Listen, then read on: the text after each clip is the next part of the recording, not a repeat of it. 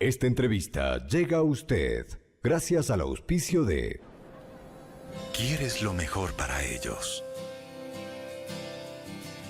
Les has dado un gran presente y quieres dejarles un mejor futuro. Ellos te miran, aprenden de ti. Quieres compartirles enseñanzas. Cuando cumples responsablemente tus obligaciones tributarias, estás construyendo un legado para el futuro. Declara y paga tu impuesto a la renta hasta marzo y abril. SRI le hace bien al país. Paga tus impuestos por amor al Ecuador. Gobierno de la República del Ecuador. El gobierno de todos.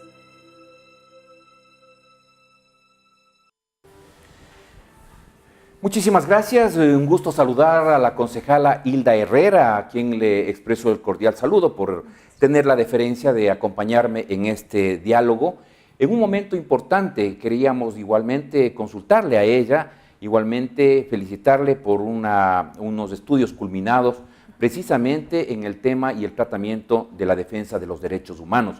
Me parece muy interesante y muy oportuno también el criterio que puede tener Hilda Herrera respecto a lo que está sucediendo en la frontera norte, principalmente en el cantón San Lorenzo y en el sector de Mataje, con el fallecimiento de 3 militares que estuvieron ahí y también 11 militares heridos. Así que, Hilda, muchísimas gracias por estar acá. Doctor. ¿Cuál es la visión que usted tiene respecto a esto? Muchas gracias, doctor. Buenos días con toda la comunidad.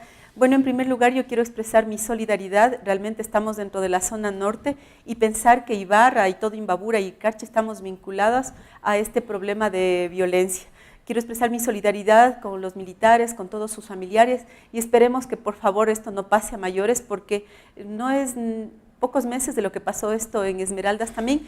Y yo creo que este es un problema de Estado. A mí me parece que debe ponerse como prioridad la seguridad nacional por un lado, pero por otro que también creo que detrás de toda esta reestructura de la institucionalidad que existe desde el gobierno anterior y a mí me parece que los temas de las vinculaciones, de la corrupción conjuntamente con la impunidad en los niveles estatales, inclusive en los niveles de Fuerzas Armadas, a mí me parece que debe revisarse. Es decir, esa cirugía mayor de la que habla el presidente de la República tiene que hacerse, pero no tiene que demorarse mucho. De lo contrario, yo creo que aparte de la crisis social y política que está viviendo el país, vamos a tener también una crisis de violencia. Y esto es muy grave para el Ecuador, que ha sido siempre un país de paz. Y estamos exponiendo no solamente a las Fuerzas Armadas, a la policía y al resto, que también son familias ecuatorianas, sino también estamos exponiendo a la sociedad civil en un problema que claramente se ve que ya hay una incursión fuerte del narcotráfico, vinculado seguramente, yo digo, inclusive a temas políticos en el país, porque no es justo que los recursos que están invirtiendo en Fuerzas Armadas en eso no tengamos la precaución de esto. Yo creo que hay que ver un poco más allá. Inclusive yo creo que el presidente de la República debería ver a través de su Ministerio de Justicia y Derechos Humanos incluso qué está pasando dentro de las Fuerzas Armadas y si estamos haciendo esa cirugía mayor para que también depuremos todo esto y se vayan desvinculando o se vayan haciendo las investigaciones para que no ocurra mayores estos problemas. Hilda, esto me conlleva a hacerle otra pregunta y en verdad esto de la cirugía mayor a todo nivel que debería darse, sí me llama la atención el bombazo que hubo precisamente en el cuartel de la policía en San Lorenzo. Y recordemos que años atrás igualmente un alto oficial estuvo vinculado con narcotráfico. Hay elementos uniformados recientemente que fueron capturados en la costa ecuatoriana, vinculados con narcotráfico. Es decir, va penetrando por todo lado este problema. Sí, yo creo que en realidad no estamos teniendo una dimensión clara todavía de cómo el narcotráfico está incidiendo en nuestro país, en todas las localidades. Yo, por ejemplo, tuve una conversación un poco aparte sobre este tema de Esmeraldas y allí lo que me supieron manifestar extraoficialmente alguna gente vinculada a la policía era de que había supuestamente algunas vinculaciones de personas o de jefes, altos mandos policiales con el narcotráfico. ¿Vinculaciones? Vinculaciones. Y que esto era como una especie de, es decir, no nos permitieron esto y nosotros vamos a tomar esta medida en Esmeraldas, porque es claro el mensaje que está dando el narcotráfico, por ejemplo, y la delincuencia organizada en Esmeraldas. Es como ajuste de cuentas o algo por el estilo. Yo creería que hay un mensaje de esa naturaleza. ¿Ya? porque lo que están haciendo es, en ese ataque, por ejemplo, lo que hubo es un ataque simbólico a la institucionalidad de la policía. Ojo, a todo el cuartel de policía, en donde trataron, obviamente, y hubo un anuncio de lo que se dice allí, hubo un anuncio a sociedad civil para que no estuviera alrededor y para que no hubiese más víctimas, ¿no es cierto? Incluso yo creo que sabía mucha gente de la policía. ¿Por qué hacen este ataque a la policía? Si no es un tema tan aislado. Entonces a mí me parece que esta cirugía mayor todavía hace falta mucho políticamente tomar las decisiones más profundas, con gente también que sea muy coherente. Y allí yo creo que el gobierno nacional, a la cabeza con el presidente de la República, creo que todavía no se deshace de un buen grupo de gente que ha tenido un doble discurso, que está diciendo ahora por oportunismos políticos que están con ellos defendiendo, pero que no se han deshecho de las vinculaciones que hay, de acusaciones pertinentes, por ejemplo, a los temas de violencia, de narcotráfico, inclusive de corrupción del anterior gobierno, y que incluso están en altos cargos en este momento para seguir tapando y dejar en la impunidad esto. Y esto le puede costar grave al gobierno si no toma medidas urgentes en esa materia. ¿Eso le hace daño al país? Obviamente eso le hace daño. Todas las familias de las Fuerzas Armadas, de la policía, nadie quiere que por favor lleguemos a estos índices de violencia. Entonces hay que tomar medidas. Lo que se nota también es que tenemos una Asamblea Nacional que trabaja en la coyuntura política. Claro. Es decir, hoy sale un tema político que el fiscal Vaca está vinculado en corrupción, y ese es el tema político de la semana en la Asamblea Nacional y del resto de fuerzas de la institucionalidad. Pero resulta que no hay una agenda legislativa y de fiscalización en donde haya una planificación que le permita al país tomar estos temas coyunturales, topar el tema de la seguridad, pero poner en la agenda legislativa muchos temas que sean mucho más profundos y también que estén vinculados, por ejemplo, a la crisis económica que está viviendo el país, porque estamos dejando de lado problemas muy profundos. Aparte de esto, fíjese usted, todo el tema minero que ahora está topando Cotacachi, todo el tema del abandono del campo, y no hay una reactivación social. Entonces, ¿qué va a pasar? Si hay una crisis social, hay una crisis estructural de la institucionalidad y desde la sociedad en su conjunto,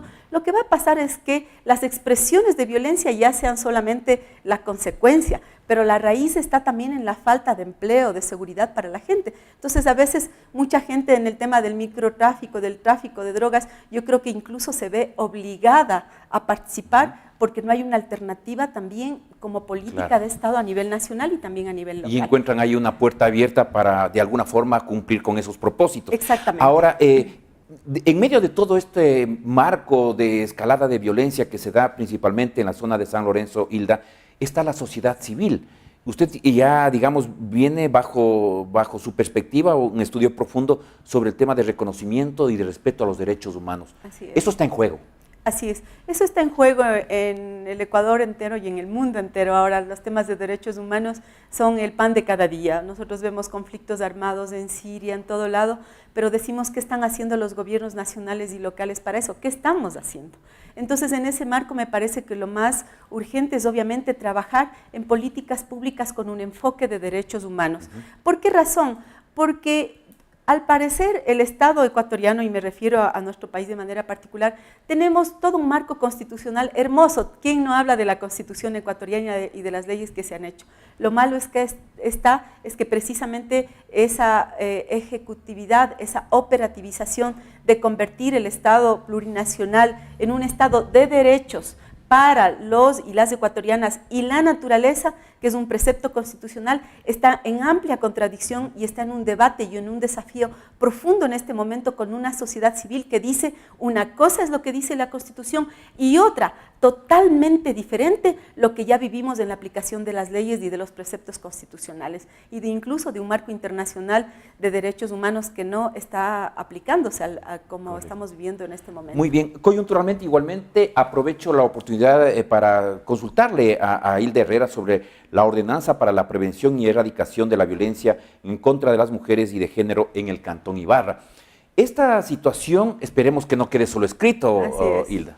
Bueno, en el tema del municipio yo vengo insistiendo desde el Consejo Cantonal de Protección de Derechos que es la instancia que le corresponde hacer política pública con enfoque de derechos humanos.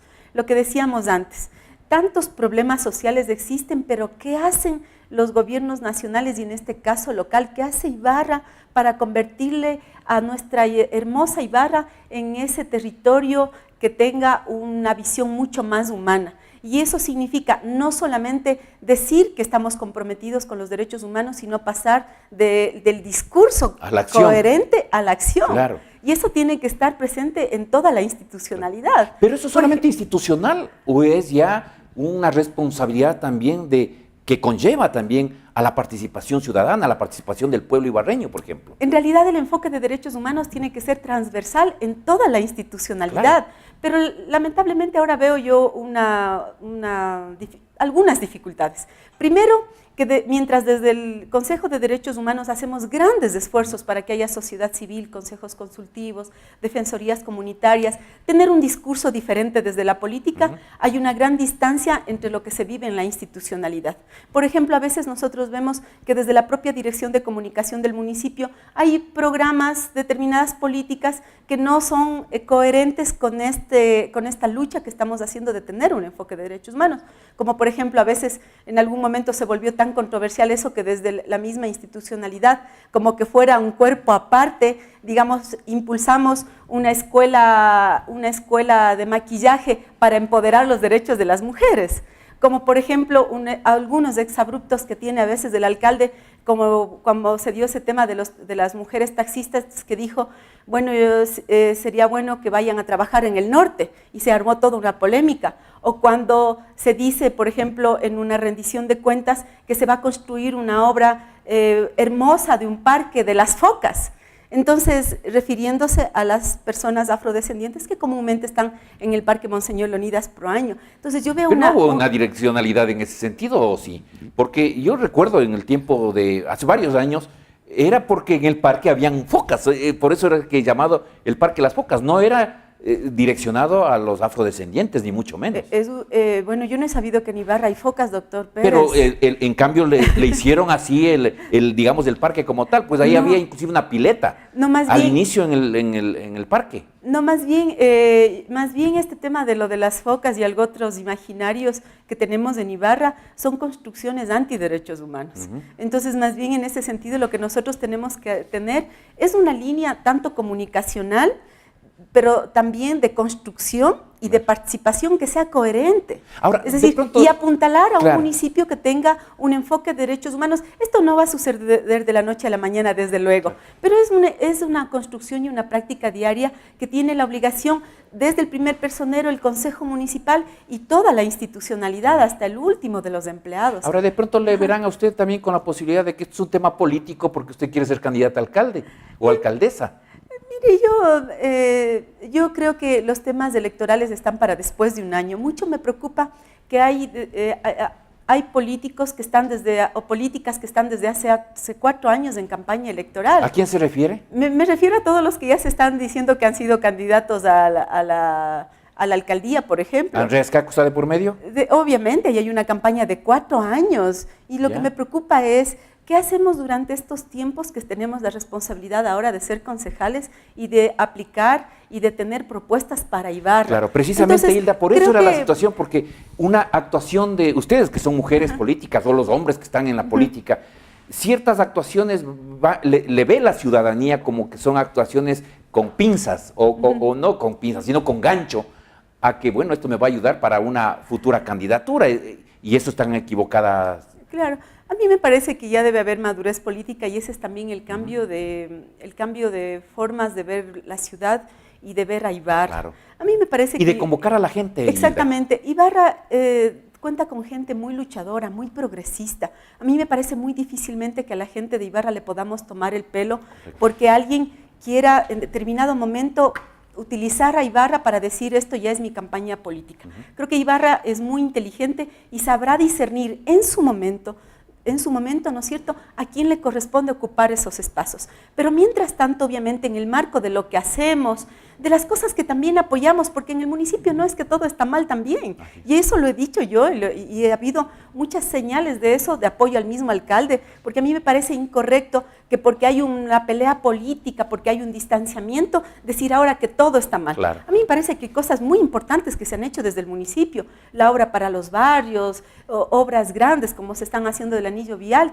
parece que en el camino ya se nos quedó lo del mercado Amazonas, una pena totalmente, nadie podría alegrarse por eso. Claro. Entonces a mí me parece que también tenemos que madurar políticamente y entender que independientemente de las aspiraciones personales y políticas partidistas, debemos aunar todos los esfuerzos de todos los días para que Ibarra salga pujante adelante. Entonces, en ese marco yo no menosprecio la inteligencia que tiene la gente y que pueda tomar en su debido momento la decisión correspondiente. Y este mensaje de Hilda Herrera trasladamos a todos los GAD municipales, no solamente de la provincia de Imbabura, sino también del país, ¿por qué no decirlo así? Porque de lo que hagan a través de los gobiernos locales, a través de los gobiernos nacionales, la legislatura, como lo ha mencionado Hilda Herrera, de eso también provendrá, digo yo, un enfoque de desarrollo de nuestro país.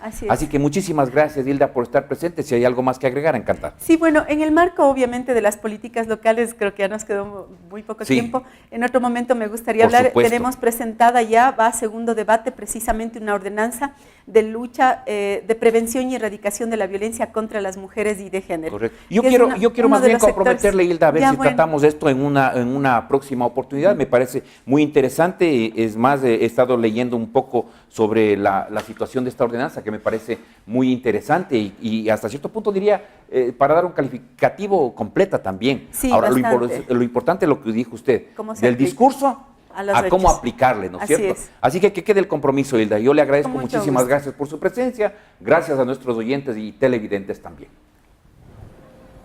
¿Quieres lo mejor para ellos? Les has dado un gran presente y quieres dejarles un mejor futuro. Ellos te miran, aprenden de ti. Quieres compartirles enseñanzas. Cuando cumples responsablemente tus obligaciones tributarias, estás construyendo un legado para el futuro. Declara y paga tu impuesto a la renta hasta marzo y abril. SRI le hace bien al país. Paga tus impuestos por amor al Ecuador. Gobierno de la República del Ecuador. El gobierno de todos.